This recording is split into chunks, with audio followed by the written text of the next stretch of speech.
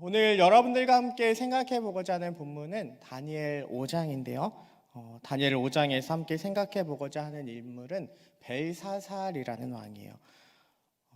본문은 작게 읽었지만 5장 전체를 생각해 보고자 하고요.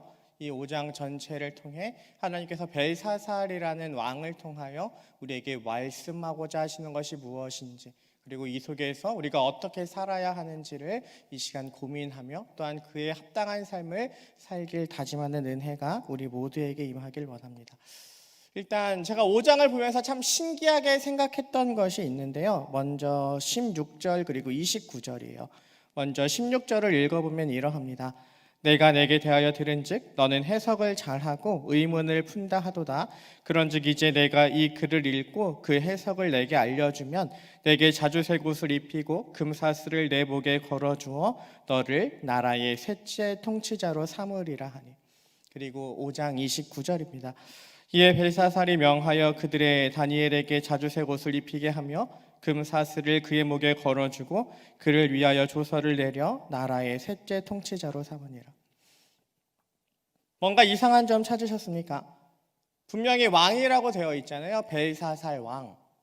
어찌 보면 우리는 벨사살 왕이기에 그에게 무엇인가를 약속한다면, 네가 이와 같은 꿈을 해석하면 내가 너를 잘 대해주겠다라고 이야기한다면 나라의 둘째 통치자로 삼아야 하는 게 맞을 것 같아요. 그죠? 제일 높은 것은 왕이고 그 다음 통치자로 내가 너를 세우겠다 말하는 게 정상이잖아요.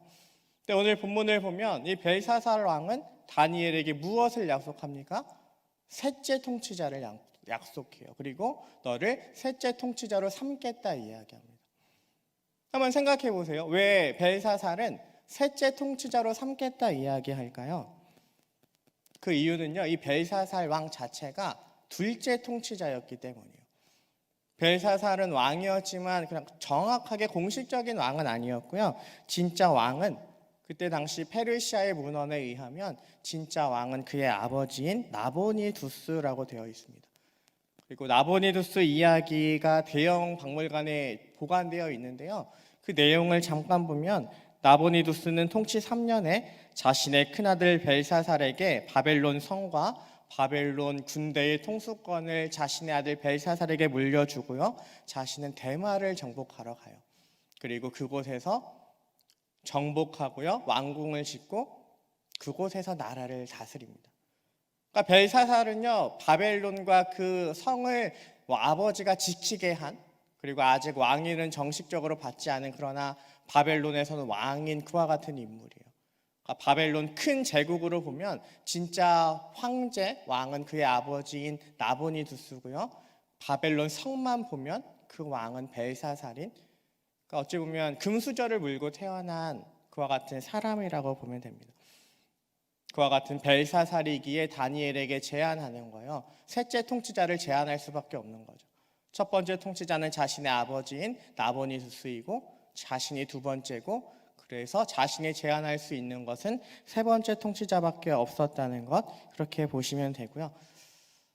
이제 오늘 내용을 좀 살펴보면 이와 같은 벨사살 왕이 5장을 보면 무엇을 하냐면 연회를 열어요. 왕이 귀족 1000명과 함께 큰 잔치를 엽니다. 귀족 1000명과 큰 잔치를 열다가 흥에 겨워서 무엇인가를 해요. 무엇인가를 하고 잔치를 계속하고 있는데 갑자기 손가락이 나타나고요. 사람의 손가락이 나타나서 왕궁 벽에 글씨를 새깁니다. 그러니까 저기 있는 벽에 갑자기 손가락이 나타나서 막 저 벽이 파이면서 글씨가 새겨지는 거예요. 그래서 왕이 소리를 지르며 이야기하는 거예요. 저것을 해석하는 사람이 나오면 내가 그를 나라의 셋째 통치자로 삼겠다.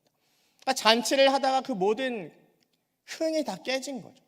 갑자기 두려움이 엄습해 오면서 공포가 밀려왔고, 그래서 그것을 해결하는 사람에게 나라의 셋째 통치자로 삼겠다 제안을 하는 거예요. 그리고 이것을 해석해 주는 사람이 바로 다니엘입니다. 그 내용은 무엇입니까? 다니엘 5장 25절이에요. 기록된 글자는 이것이니 곧 메네 데겔 우바르시니라. 우선 메네는 신약 성경에 나오는 문화예요. 화폐단위 문화고요. 약 570g 정도 된다 합니다. 그리고 계산하다라는 뜻도 가지고 있대요. 그리고 그 앞에 있는 메네 또한 계산하다라는 의미를 가지고 있고요. 그것도 문화예요. 그리고 다음에 나오는 데겔은 세겔이라고 부르는 화폐 단위고요.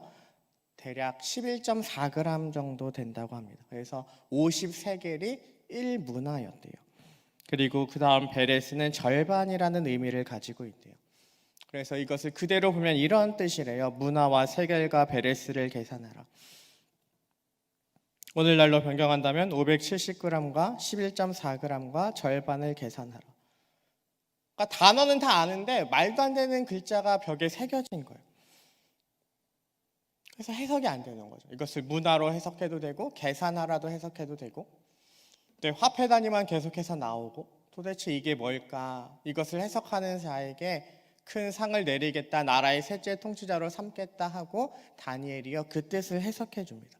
그 뜻은 무엇입니까? 5장 26절에서 28절이에요. 그 글을 해석하건대 메네는 하나님이 이미 왕의 나라의 시대를 세워서 그것을 끝나게 하셨다 하미요, 데겔은 왕을 저울에 달아보니 부족함이 보였다 하미요, 베레스는 왕의 나라가 나뉘어서 메대와 바사 사람에게 준바되었다 함이니이다. 쉽게 말하면요, 바벨론의 나라를 재어보니까 570g 정도가 되는데 왕은요 11.4g밖에 되지 않는데요. 그러니까 나라 전체를 다스리기에는 너무 가볍대요. 너무 부족하대요. 그래서 하나님께서 어떻게 하신대요? 나라를 반으로 갈라서 다른 나라에게 주신대요. 나라를 다른 사람에게 넘겨준대요.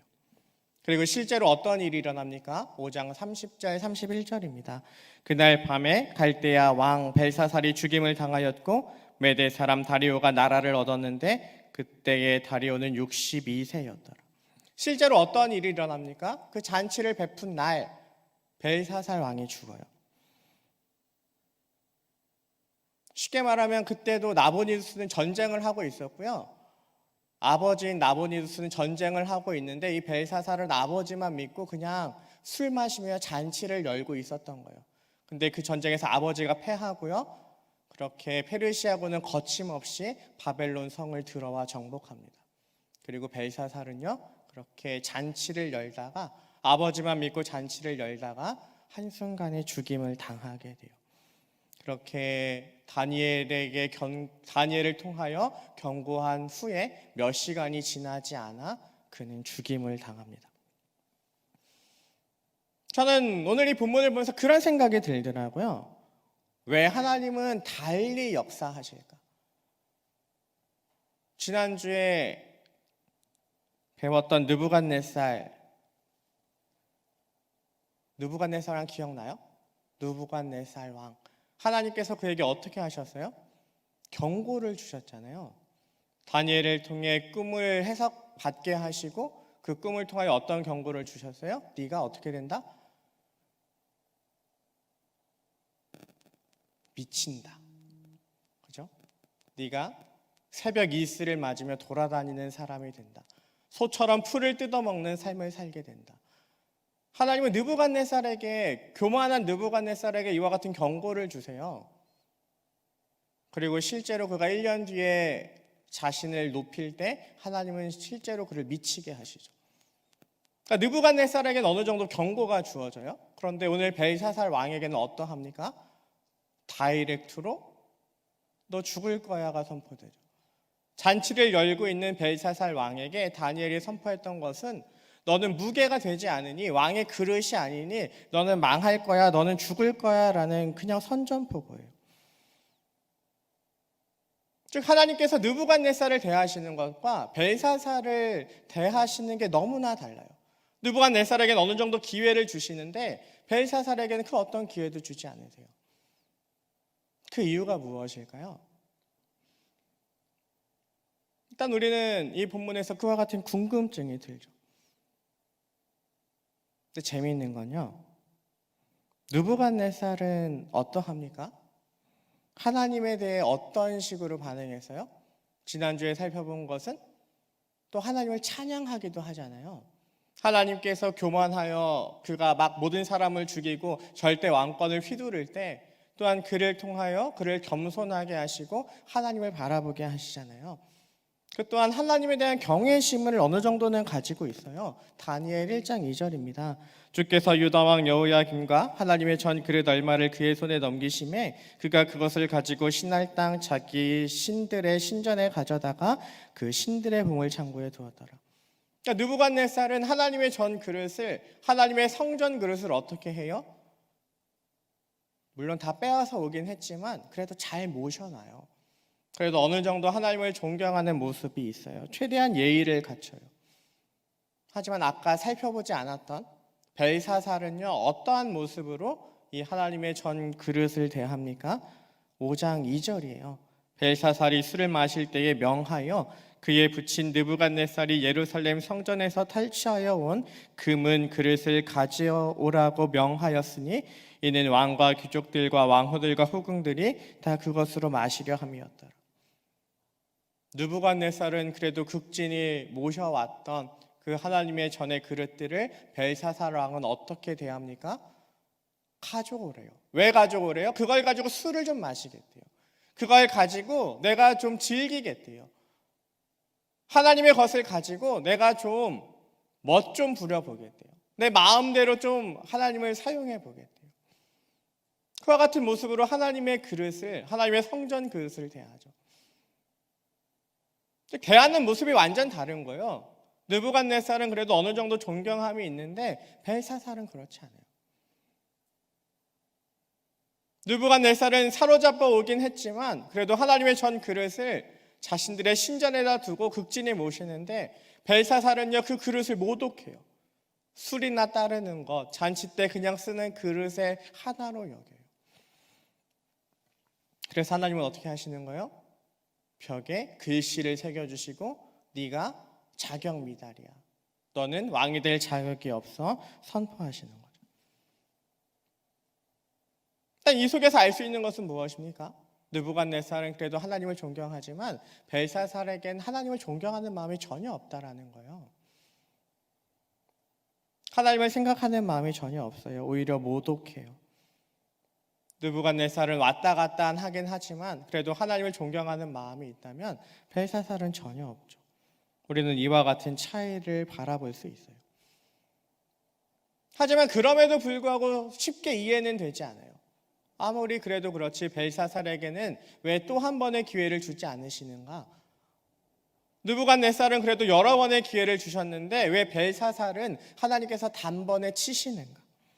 그 이유는 무엇입니까? 그 이유는요, 이 5장에 기록되어 있어요. 하나님은 벨사살에게 다니엘을 통하여 이와 같은 말씀을 주세요. 다니엘 5장 18절에서 24절입니다.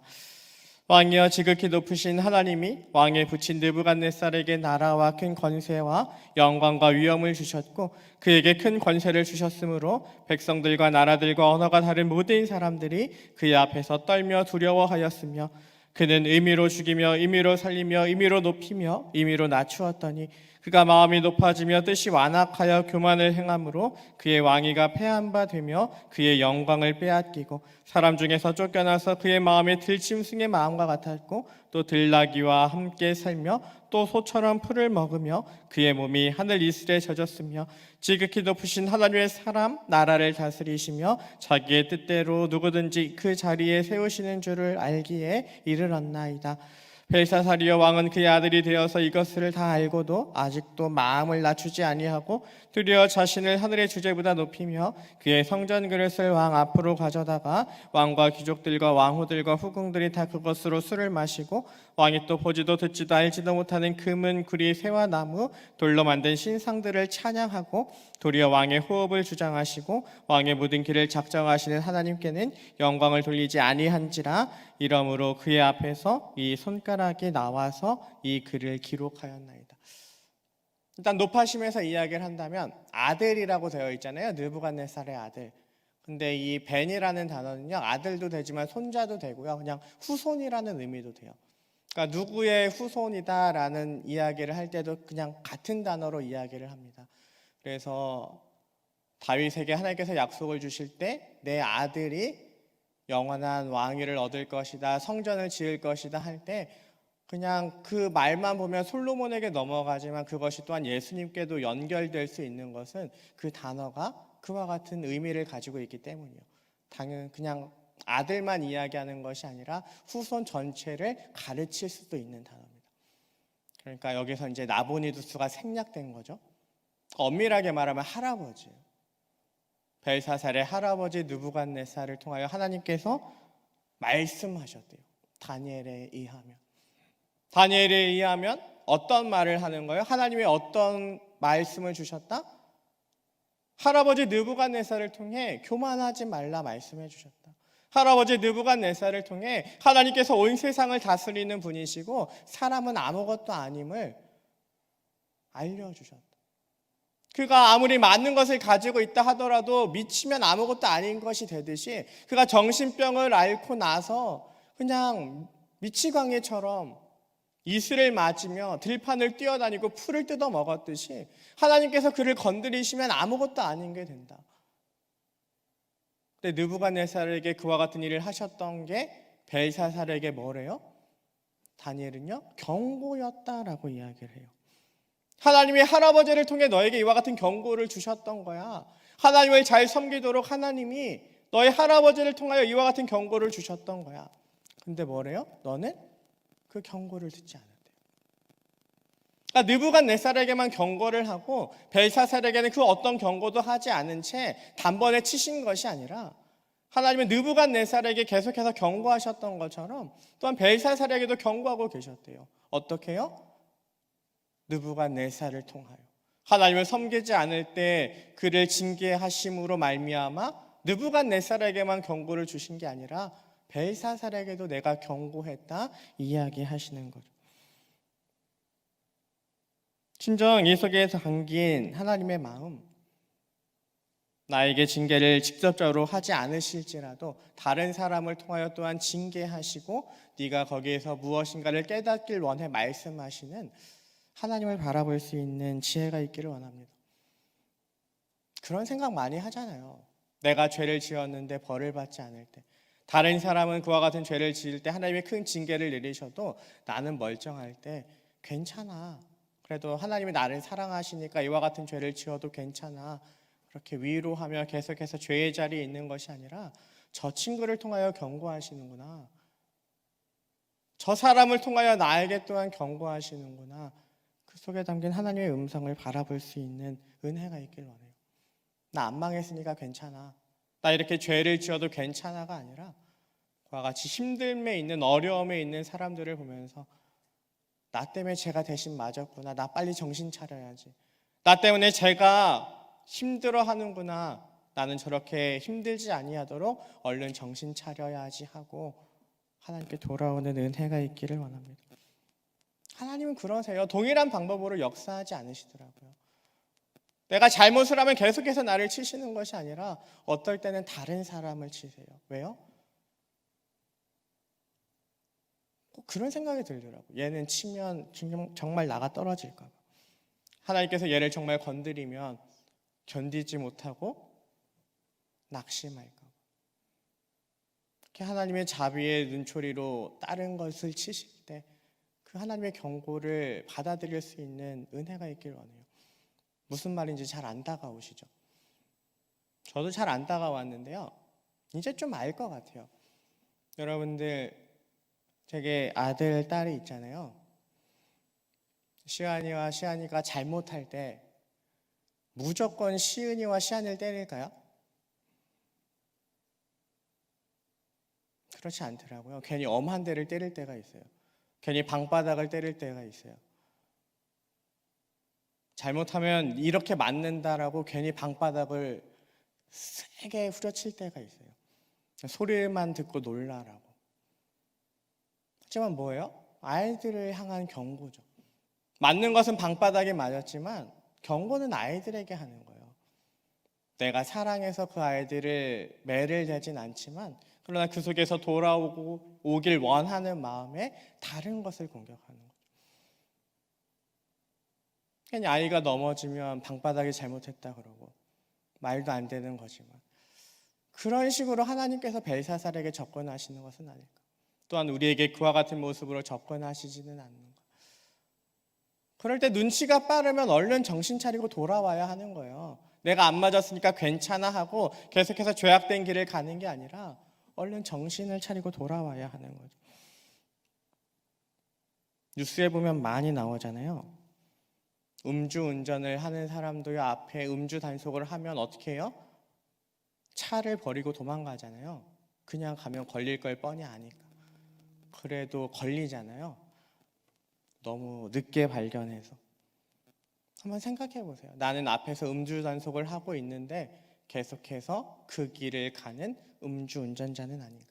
이렇게 살면 하나님께서 너를 심판하실 거야 라고 분명히 말씀하셨음에도 불구하고 죄를 지으며 또 아무 생각 없이 하나님께 달려가고 있는 그와 같은 삶을 살고 있는 것은 아닌가. 정말 우리의 삶을 되돌아볼 수 있는 은혜가 있기를 원합니다. 그 속에서 사고가 안 났으니까 음주운전 계속해도 되나 보나 라고 생각하는 것이 아니라 하나님께서 징계하지 않으셨기에 계속해서 이렇게 살아도 되나 보다 하는 것이 아니라 정말 그 자리에서 돌이키고 하나님께서 원하시는 삶을 살아가는 여러분들 되기를 원해요. 근데 또 한편으로 보면요, 감사도 했었어요. 왜냐하면 이와 반대되는 상황도 또한 우리에게 일어날 수 있기 때문입니다. 저는 이 본문을 묵상하면서 두 분의 목사님이 떠올랐는데요. 한 분은 유호준 목사님이세요. 백석대학교 교수님이세요. 얼마 전 그 교수님의 은퇴 영상을 본 적이 있는데요. 교수님의 아버지는요, 버스 운전을 하셨대요. 근데 정식 직원은 아니었고요. 그러니까 일이 생길 때마다 대타로 버스 기사를 하셨던 분이셨다 하더라고요. 비정규직. 갑자기 어떤 일이 생길 때 뭐 명절이나 급하게 운행을 해야 할 때만 투입되는 운전기사셨대요. 그럼에도 불구하고 아버지는 사남매에게 신앙훈련을 강하게 시켰다 하시는데요. 방학이 되면 방학마다 창세기부터 계시록까지 모든 성경을 읽게 하셨대요. 근데 거짓말할 수 있잖아요. 안 읽어도 읽었다 할 수 있잖아요. 그래서 시험을 보셨대요. 매 방학마다. 그리고 학교보다 성경을 우선시해서 개학 전날 시험을 봐서 합격하지 못하면 성경을 안 읽은 것으로 간주하고 학교에 보내지 않겠다 선포하셨대요. 저 같으면 아예 틀리고 학교를 안 갈 것 같은데 예전에 어른들은 왜 이렇게 학교를 가고 싶어 했는지 정말 열심히 읽으셨대요, 성경을. 그리고 실제로 계속해서 시험을 봤대요. 한 번은 아버지가 이런 문제를 내셨대요. 잠언이 유다의 왕 솔로몬의 잠언이냐 이스라엘의 왕 솔로몬의 잠언이냐. 되게 어렵게 내죠. 유다 왕 솔로몬의 잠언일까요? 이스라엘의 왕 솔로몬의 잠언일까요? 마스크를 써서 전혀 모르겠는데 교수님이 유다의 왕 솔로몬의 잠언이라 대답하고요. 곡소리 나게 얻어맞으셨대요. 이스라엘의 왕 솔로몬의 잠언이라고. 그리고 또한 어렸을 때부터 기도 훈련도 정말 강하게 받으셨대요. 삼각산 기도원에 올라가 계속 기도 훈련을 받으셨대요. 그리고 그와 같이 신앙 훈련을 엄격하게 시키셨던 그 아버지는요. 또한 남도 많이 도왔는데 하루는 폐병에 걸린 사람을 집으로 데려와서 밥을 드셨대요. 찌개를 앞에 놓고. 엄마가 되게 싫어했대요. 아이들이 폐병에 걸리면 어떡하냐고. 그럼에도 불구하고 그 사람을 집으로 초대해서 밥을 같이 먹었던 그와 같은 이야기도 그 인터뷰 속에 있더라고요. 여기서 한번 생각해 보세요. 이와 같은 삶을 살았어요. 하나님 어떻게 하셔야 될까요? 이와 같이 힘듦에도 불구하고 사남매를 신앙으로 교육했고요. 또한 남을 돕는 삶을 살았어요. 그러면 하나님이 어떻게 해주셔야 될까요? 그렇게 중학교 2학년 때 아버지가 백혈병으로 입원하셨대요. 그리고 42살의 나이로 돌아가셨대요. 교수님이 고1 때. 그리고 그때부터 어머니는 힘들게 시장 자판대에서 고추 장사를 하셨고 장남인 교수님도 정말 힘든 삶을 사셨대요. 그 속에서 정말 열심히 공부했대요. 하나님을 바라보며. 근데 대학교 원서를 넣는데 떨어졌대요. 뭐예요? 하나님 앞에서 온전히 살고자 했는데 길이 뚫려요? 다 막혀요. 아버지는 그와 같이 열심히 사셨는데 돌아가셨고요. 자신도 그와 같은 힘든 상황에서 열심히 노력했는데도 불구하고요. 원하는 꿈이 이루어지지 않았어요. 그런데 그때마다 아버지가 하셨던 설교가 기억났대요. 내가 어려서부터 늙기까지 의인이 버림을 당하거나 그의 자손이 걸식함을 보지 못하였다. 아버지가 말씀하셨던 그 한 구절을 붙잡고 살았대요. 그래도 하나님은 우리를 버리지 않으실 거야 라고 살았대요. 그런 생각이 들더라고요. 교수님이 버틸 수 있었던 이유는 뭘까? 아버지 때문이잖아요. 벨사살이 남긴 것과는 다른 삶을 남겨주신 아버지 때문이잖아요. 처음에 이 유호준 교수님이 생각났고요. 그 다음 생각났던 사람이 이찬수 목사님인데요. 분당 우리 교회 알잖아요, 여러분도. 근데 그 이야기를 아는 사람은 극히 드물더라고요. 예전엔 좀 많이 이야기를 하셨는데 요즘은 이야기를 안 하세요. 근데 이찬수 목사님의 아버지도 목사님이셨대요. 개척교회를 하셨는데 말을 좀 많이 더듬으셨대요. 말을 막 더듬어서 설교가 잘 쉽게 들리지 않았대요.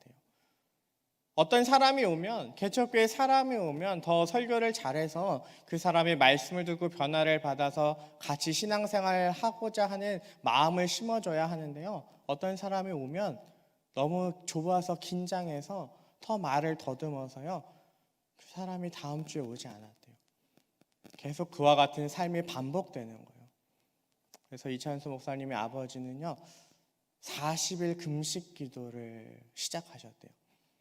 40일 금식 기도를 하면 어떠한 일이 일어나야 될까요? 기도가 응답돼야 될 거잖아요. 우리가 생각하기에. 그래도 그 속에서도 놀랍게 하나님께서 역사하셔야 될 것 같잖아요. 근데 이찬수 목사님의 아버지는요. 40일 금식 기도하다 돌아가셨대요. 그리고요. 믿지 않는 친척들이 그 가족을 핍박하기 시작했대요. 예수 믿는다더니 목사일 한다더니 굶어 죽었다고. 가족들의 핍박이 얼마나 컸는지 이민을 가셨대요. 온 가족이. 그 말을 너무 듣기 힘들어서. 그리고 그 속에서 이찬수 목사님은 하늘을 향하여 막 삿대질도 하고 그랬대요. 당신 정말 살아있냐고. 살아 계시면 이게 뭐냐고. 그들의 삶이 헛되이 끝난 것일까요? 유호준 교수님의 아버지의 삶, 또한 이천수 목사님의 아버지의 삶이 헛되이 끝날 것일까요? 전혀 그렇지 않더라고요. 유호준 교수님은 은퇴를 했는데 그리고 목회를 같이 하셔야 돼요. 교수 일을 하면서. 근데 아버지의 그 신앙 때문에 교회에서는 한 푼의 사례비도 받지 않았대요. 내가 교수로 재직하고 있으니, 교수 월급이 있으니 교회에선 그 돈을 받지 않고 교회 사역을 했으면 좋겠다고. 그리고 퇴직할 때도 퇴직금을 받지 않으셨대요. 말하기 좀 애매하긴 한데. 그리고 분당 우리 교회는 또 어때요? 지금 30개를 분리 개척한다고 이야기를 하잖아요. 교회를 30개의 교구로 쪼개고 30명의 목사를 세워서 분당 우리 교회에서 15명, 외부에서 15명 목사를 세워서 교회를 30개로 공중분해한다 이야기하잖아요. 쉬울 것 같아요? 우리도 차산중앙교회 파송을 했는데 진행 중인데 청년들도 한번 해볼까요? 쉬운 일은 참 아닌 것 같아요. 근데 그와 같은 일을 하실 수 있는 이유가 뭐예요? 그런 생각이 들더라고요. 아버지를 통해 배웠던 신앙이 있어서, 아버지를 통해 배웠던 믿음이 있어서. 느부갓네살에 비하면, 느부갓네살이 남긴 거에 비하면 류호준 교수님의 아버지는 아무것도 아니고요. 이찬수 목사님의 아버지 아무것도 아니지만 느부갓네살은 믿음을 남기지 못했는데 류호준 교수님의 아버지와 이찬수 목사님의 아버지는요. 그 후손들에게 믿음을 남겼더라고요. 그래서 하나님을 경외하는 삶이 무엇인지 보여주고 있더라고요. 벨사살은 그와 같이 죽임을 당했는데 또 다른 믿음의 후손들은 하나님께서 이 세상에서 어떻게 역사하시는지를 증거하고 있더라고요. 되게 묘한 울림이 있었어요. 느부갓네살과 벨사살, 세상적인 눈으로 볼 때는 어마어마한 사람들이나 믿음의 눈으로 보면 아무것도 아닌 자들이잖아요. 류호준 교수님의 아버지와 이찬수 목사님의 아버지, 세상적인 눈으로 볼 때는 아무것도 아닌 것 같지만 믿음의 눈으로 보면 대단한 자들이잖아요. 그러면서 한번 물어보고 싶었어요. 나는 어떤 사람인가? 오늘 나는 어떠한 모습으로 누군가에게 울림을 주고 있는가? 느부갓네살과 같은 모습으로 울림을 주려 하고 있는가? 아니면 류호준 교수님의 아버지처럼, 또한 이찬수 목사님의 아버지처럼 그와 같은 울림을 주고 있는가? 여러분 어떤 삶을 살고 있는 것 같으세요? 느부갓네살처럼 많은 것을 물려주기 위해 노력하고 있진 않나요? 이와 같은 것들이 있으면 이 세상에선 부족함이 없을 거야 라고 하나라도 더 모으기 위해 노력하고 있진 않나요? 아니면 믿음을 물려주기 위해 믿음을 키우고 있나요? 어제도요, 한 청년이 찾아왔어요. 결혼식을 갔다가 5시 한 10분쯤 왔는데 그 친구가 5시 반쯤 왔어요. 청첩장을 가지고 왔어요. 결혼한대요. 그래서 이야기를 좀 하다가 그런 얘기가 나왔어요. 청년 때 무엇을 준비해야 되는지 아냐고. 청년 때 무엇을 준비해야 될까요? 뭘 준비해야 되는 것 같으세요? 여러분들이 지금 준비해야 될 건요, 믿음의 홀로서기예요. 근데 어떤 홀로서기인지 알아요? 혼자 예배를 드릴 수 있는 그와 같은 힘이 여러분들에게 있어야 돼요. 무슨 말인가 하면 여러분들 잠옷실에 들어가면 예배가 될까요? 나중에 결혼해서 아이를 낳고요, 그 아이와 함께 저기 들어가 있으면 예배가 될까요? 될 것 같으세요? 아무것도 안 들려요. 전 궁금하면 내년에 영화부 교사를 해보세요. 한번 가서 앉아있어 봐요. 뭐가 들리나. 말씀 10분밖에 안 할 거거든요. 하나도 안 들려요. 아이들이 그런 존재예요. 여러분들 그렇게 1년, 2년 지나면 그 신앙은 어떻게 될까요? 무너져요. 담임 목사님이 계속 가정예배를 강조하는 이유가 거기 있는 거예요. 가정예배를 드릴 수 있는 힘이 나에게 없으면 그 아이를 양육하면서요, 내 신앙은 정말 곤두박질 쳐요. 아무것도 들리지 않아요. 그렇게 아무것도 없는 상태가 되면요, 자식들에게 그 어떤 것도 가르칠 수 없어요. 청년의 때는요, 그와 같은 것들을 연습하는 거예요. 그와 같은 상황에서도 무너지지 않을 수 있는 믿음이 나에게 있는가? 혼자 있어도 믿음을 지킬 수 있는, 또한 누군가에게 믿음을 전할 수 있는 힘이 나에게 있는가? 그것을 늘 체크하고 점검하고 그와 같이 살아가는 거예요. 그래서 어떤 목사님은 이런 명언도 했어요. 어떤 자매가 마음에 들면 가서 이렇게 프로포즈 하래요. 나 가정 예배 드릴 수 있는 준비가 다 됐다라고. 그럼 자매들은 제가 나를 좋아하는구나라고 받아들이시면 돼요. 내가 가정 예배를 드릴 수 있는가? 나 혼자 무너지지 않을 신앙을 계속해서 쌓아갈 수 있는가? 그와 같은 것이 될 때 누군가에게 무엇을 남겨줄 수 있는 거예요? 그냥 하나님한테 나 결혼하게 해주세요, 배우자를 주세요 기도하는 것보다 정말 내가 그 사람의 신앙을 책임져 줄 수 있는 신앙인이 되게 해주세요, 그와 같이 기도하는 게 먼저고요. 그와 같이 말씀과 기도로 내가 무너지지 않을 신앙을 쌓는 게 먼저예요. 그럴 때 하나님은 자연스럽게 하나하나 붙여주실 거예요. 한번 생각해 보세요. 나는 느부갓네살과 같은 사람인가? 벨사살과 같은 사람인가? 아니면 아까 이야기했던 류호준 교수님의 아버지와 이찬수 목사님의 아버지와 같은 사람인가? 너무 세상 사람들을 이야기해서 성경 인물을 좀 이야기하자면요, 제가 좋아하는 인물이 하나 있어요. 에스라. 네, 그는 어떤 울림을 주고 있는지 알아요? 에스라 8장 21절에서 23절입니다. 그때 내가 아하와 강 가에서 금식을 선포하고 우리 하나님 앞에서 스스로 겸비하여 우리와 우리 어린 아이와 모든 소유를 위하여 평탄한 길을 그에게 간구하였으니 이는 우리가 전에 왕에게 아뢰기를 우리 하나님의 손은 자기를 찾는 모든 자에게 선을 베푸시고 자기를 배반하는 모든 자에게는 권능과 진노를 내리신다 하였으므로 길에서 적군을 막고 우리를 도울 보병과 마병을 왕에게 구하기를 부끄러워하였습니다. 그러므로 우리가 이를 위하여 금식하며 우리 하나님께 간구하였더니 그의 응답하심을 입었느니라. 에스라예요. 에스라는요, 성전을 위해 왕의 신하들과 유대인들이 바친 많은 보물을 가지고 갑니다. 그렇게 페르시아에서 예루살렘을 향하여 가요. 근데요, 그 가는 길이 얼마나 걸리냐면 4개월이 걸린대요. 4개월이 걸리는 길을요, 수많은 보물을 가지고 가야 되는 거예요. 그럼 군사가 필요할까요? 필요하지 않을까요? 필요하겠죠. 가다 도적을 만나면 어떻게 돼요?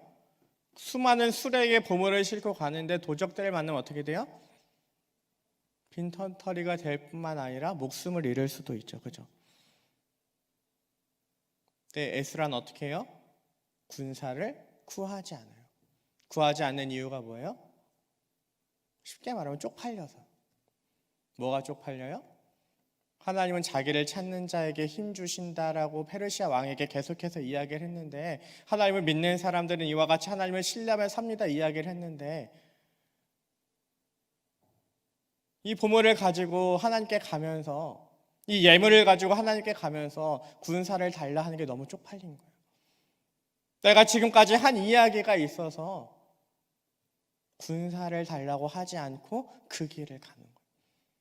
근데 너무나 불안해서 출발하기 전 강가에서 금식을 선포하고요, 함께 기도하는 거예요. 하나님 도와주세요. 내가 이렇게 이야기해서 군사를 데리고 가지 않아요. 하나님에 대하여 이와 같이 선포해서 나 그냥 이 길 갈 거예요. 그러니까 하나님 좀 도와주세요. 군사를 대동하고 갔으면 조금 쪽팔릴진 몰라도 그의 믿음은 성장하지 않았을 거예요. 당연히 군사들이 지켜주는 그 길을 가는 거니까. 그러나 이와 같이 기도하고 하나님을 위하여 결단하며 나아갈 때 이 여정은요, 그에게 평생 기억에 남을 하나님과 동행했던 시간이 될 거예요. 지금 여러분들이 하루하루 살아가는 것도 똑같아요. 여러분들이 그냥 하루하루 살아간다면, 세상 사람들처럼 동일하게 하루하루 살아간다면 그냥 세상 사람들이 볼 때 당연한 하루하루가 될 거예요.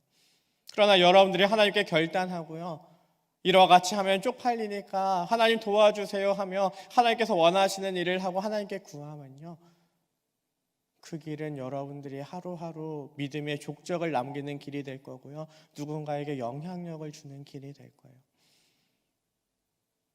정말 원하기는 여러분들에게 이와 같은 믿음의 결단들이 좀 늘어나길 원해요.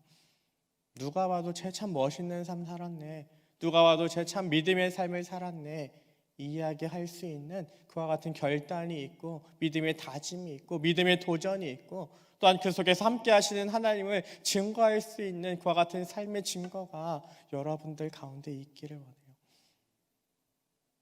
벨사살 왕처럼 그렇게 하루아침에 죽어나가는 것이 아니라, 하나님께서 치실 때 하루아침에 죽어나가는 것이 아니라 정말 하나님께 인정함을 받는, 정말 하나님 보실 때 착하고 충성된 종이라 인정함을 받는 평내교회 청년들 되시길 주님의 이름으로 축원드립니다.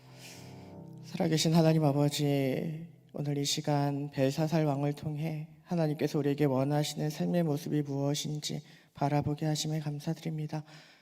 느부갓네살을 통해 누가 진정한 왕이며 하나님의 권력을 위임받은 자가 어떻게 살아가야 하는지 분명 보았음에도 불구하고 그 경고하심을 바라보지 못함으로 멸망했던 벨사살을 바라보게 하심에 감사드립니다. 진정 하나님의 경고를 무시하면 영원한 파멸이 기다리지만, 하나님을 바라보며 믿음의 삶을 살 때 그 속에서 역사하시는 하나님, 진정 이 하나님을 이 시간 바라보게 하셨사오니 진정 우리에게도 이런 믿음의 결단이 있게 하시고 그 속에서 믿음의 후손들을 세우는 자들 되게 하여 주시옵소서. 하나님께서 원하시는 제자의 삶을 살며 그와 같은 영적 제자들을 키우고 또한 그들과 함께 더욱더 하나님께서 원하시는 믿음의 삶을 살아가는 귀한 청년들 될 수 있도록, 또한 그 믿음으로 믿음의 가정들 세우며 믿음의 후손들 양육하는 귀한 영혼들 될 수 있도록 주님 온전히 역사하여 주시옵소서. 이 시간 이를 다짐하며 나아갈 때 우리와 늘 함께 하시는 성령님, 늘 평안과 기쁨으로 이 길 갈 수 있도록 우리를 인도하여 주실 줄 믿사오며 살아계신 예수님의 이름으로 기도드립니다. 아멘. 우리 주 예수 그리스도의 은혜와 하나님의 사랑과 성령의 교통하심이 느부갓네살처럼 육신의 것만 남기고 믿음을 남기지 못하는 삶이 아닌 하나님께서 원하시는 믿음의 길을 걸어가며 믿음의 후손들 남기길 소망하는 사랑하는 주의 청년들 머리 위에 이들의 가정과 직장과 이들이 창작거릴 가정과 또한 이들이 변화시키고 평내교회 위에 처음과 같이 이제도 항상 영원히 함께 있을지어다. 아멘.